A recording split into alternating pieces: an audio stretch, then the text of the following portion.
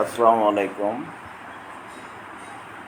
উজ্জ্বল খান আইডির সকল ফলোয়ার ভাই এবং বন্ধুরা, আশা করি আপনারা সকলে ভালো আছেন, সুস্থ আছেন।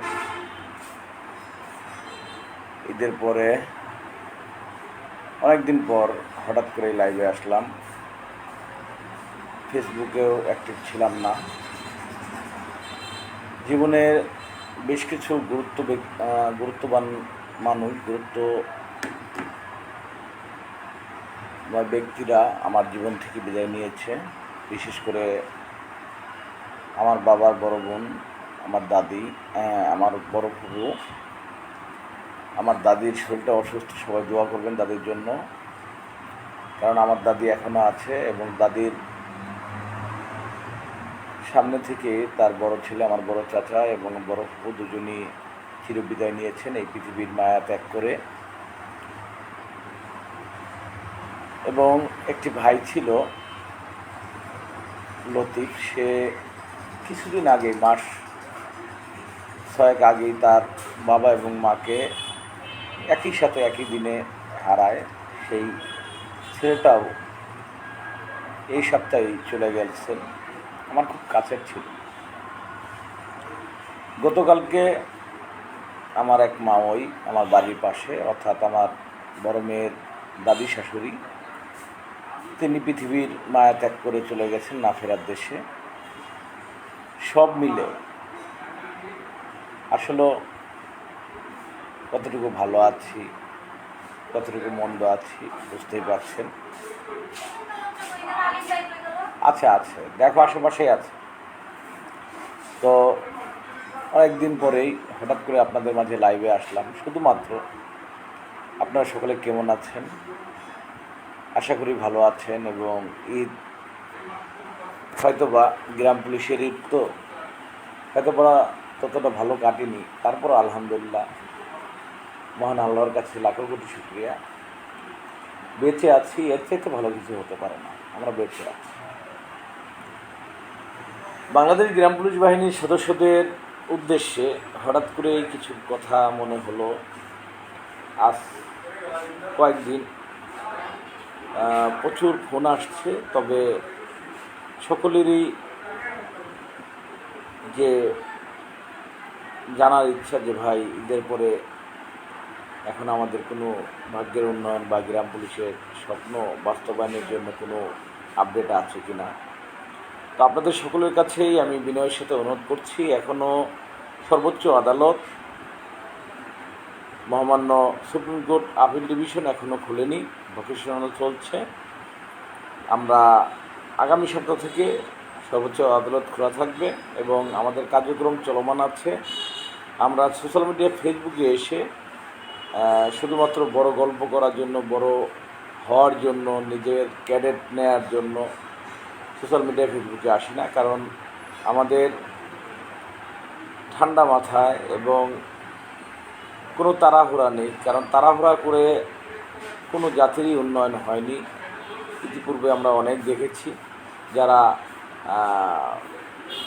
তাড়াহুড়া করে হয়তোবা এমনও করেছে যে জাতীয়গণ ছাড়া আমরা কিছু উঠবো না, যাব না, বা আদায় করে তারপরে ফিরব, হয় মরলে শহীদ, বাঁচলে গাজী, অনেক শব্দই ব্যবহার হয়েছে, কিন্তু বাস্তবতাটা সম্পূর্ণ ভিন্ন। তো আমি আপনাদের কাছে একটি কথাই বলতে চাই, গ্রাম পুলিশের ভাগ্যের উন্নয়ন হবে এবং স্বপ্ন বাস্তবায়ন হবে, এটা যেমন চিরসত্য এবং এই কথাটি কেউই উপেক্ষা করার মতন সুযোগ নেই। তবে সেটা সময় সাপেক্ষ। এই পরবর্তী আদালত খোলার পরে আমরা আমাদের যে কার্যক্রমগুলো আছে, আমরা ঊর্ধ্বতন যে নেতৃবৃন্দ, ঊর্ধ্বতন মহলের যারা গ্রাম পুলিশের দুঃখ দুর্দশার কষ্টের কথাগুলো অনুভব করে আমাদের কষ্টকে, এই কষ্টের জীবন থেকে মুক্তির জন্য, গ্রাম পুলিশের চাকরি জাতীয়করণ বাস্তবায়নের জন্য তাদের যে ভূমিকাটাই আমরা পেয়েছি এবং সেই ভূমিকায় গ্রাম পুলিশের স্বপ্ন বাস্তবায়নের জন্য যে কার্যক্রম বর্তমান চলমান আছে, সেখানে আপনারা সকলেই দোয়া করবেন এবং আমাদেরকে সাপোর্ট করবেন, পাশে থাকবেন, যাতে আমরা সুন্দরভাবে, সঠিকভাবে গ্রাম পুলিশের স্বপ্নটি নিয়ে কাজ করতে পারি। বিশেষ করে সুপ্রিম কোর্ট আপিল ডিভিশনের কার্যক্রমের জন্য আমরা ইতিপূর্বে আপনারা জানেন আইন ও বিচার বিভাগের বিচার বিভাগ মন্ত্রণালয়ের মাননীয় সচিব মহোদয়ের সাথে আমরা সাক্ষাৎ করেছি, কথা হয়েছে।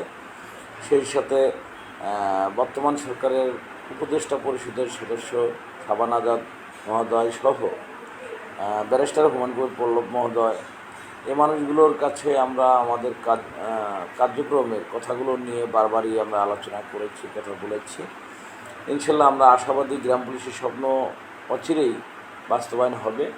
সেখানে আপনার আমার বেশ ভূমিকা আছে, সেই ভূমিকাটা আমাদের রাখতে হবে। আমরা যদি সঠিকভাবে নিজের ভূমিকা নিজের না রাখতে পারি তাহলে গ্রাম পুলিশ বাহিনীর ভাগ্যের উন্নয়ন কখনোই সম্ভব নয়, এটা আমি মনে করি। তো আমরা আশাবাদী এবং আপনাদের সকলের প্রতি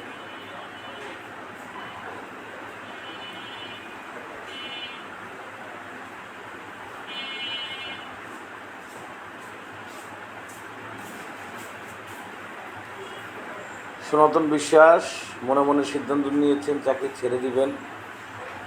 যাই হোক, এটা আপনার একান্তই নিজের ইচ্ছা, কারণ যে কোনো জব আপনার ভালো না লাগলে আপনি সেটা ছেড়ে দিতে পারেন। তবে আমার মনে হয় আরও কিছুটা সময় আপনাদের উচিত অপেক্ষা করা এবং আপনাদের সর্বোচ্চ আদালতের প্রতি আস্থা রাখা উচিত। যদি আপনারা আস্থা রাখতে পারেন, আদালতের প্রতি বিশ্বাস রাখতে পারেন, তাহলে গ্রাম পুলিশের স্বপ্নটি বাস্তবায়ন হবে বলে আমি মনে করি। আর যদি আপনারা নিজেরাই যদি বিচলিত হয়ে যান এবং গ্রাম পুলিশের স্বপ্ন নিয়ে আপনারা মনে করেন যে স্বপ্ন বাস্তবায়ন হবে না, আমরা চাকরি ছেড়ে দেবো, সেটা একান্তই আপনার ব্যক্তিগত ইচ্ছা মত, আপনার ইচ্ছা পোষণ। সেখানে আমাদের করার কিছু নেই, বলার কিছু নেই।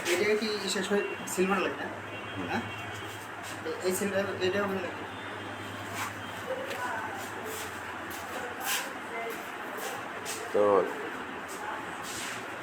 ইনশাল্লাহ আদালত খুললেই ভালো সংবাদ আপনারা চেষ্টা করবো আপনাদের দেওয়ার জন্য। তবে আপনাদের পাশে এগিয়ে আসতে হবে। যদি খালি আমাদের ভুল ধরার জন্য অনলাইনে থাকেন তাহলে এই থাকা আর না থাকার সমান। তো ধন্যবাদ সকলকে, ভালো থাকবেন, সুস্থ থাকবেন, আল্লাহ হাফেজ, আসসালামু আলাইকুম। আলহামদুলিল্লাহ ভাই, আমি ভালো আছি। বিল্লাল ভাই, আপনি ভালো আছেন? বিল্লাল ভাই।